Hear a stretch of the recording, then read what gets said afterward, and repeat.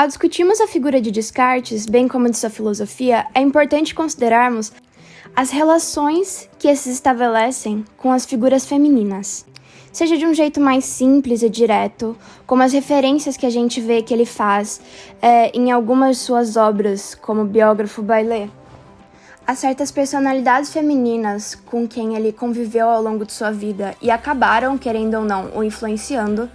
no impacto que a filosofia cartesiana teve na definição moderna do conceito de razão, uma temática estudada principalmente por figuras como Geneviève Lloyd, onde acusa o filósofo de ter ajudado a construir uma razão predominantemente masculina,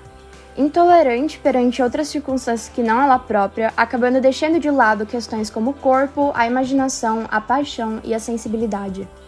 Por outro lado, também é possível analisar o impacto que o pensamento de Descartes teve em mulheres contemporâneas ao seu tempo, em suas respectivas filosofias, uma vez que, em sua grande maioria, adotaram o pensamento do filósofo como ponto de referência, independentemente se adotavam uma posição crítica em relação aos pensamentos dele, como Anne Conway ou Margaret Cavendish, ou o apreciassem, como Elizabeth da Boêmia e Cristina da Suécia.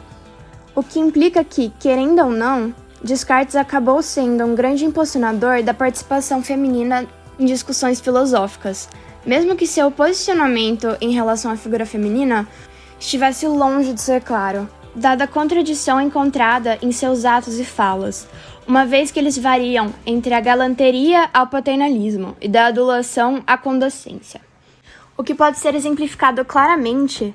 pelo modo com que define seu texto Discurso de Método como um livro que quis que até as mulheres pudessem perceber alguma coisa, enquanto, ao mesmo tempo, como vamos discutir em seguida, teve seu pensamento extremamente influenciado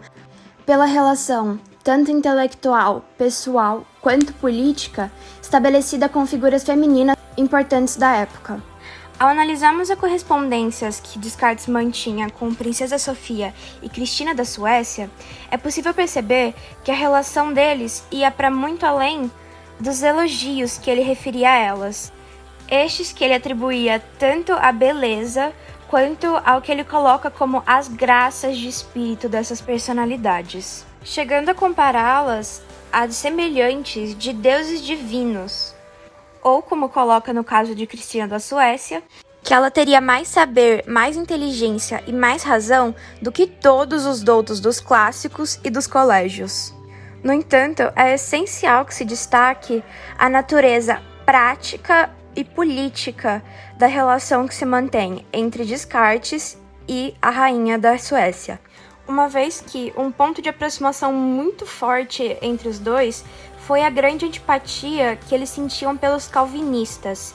e também pelo agrado que a rainha sentia pela concepção da autonomia da razão proposta pelo filósofo.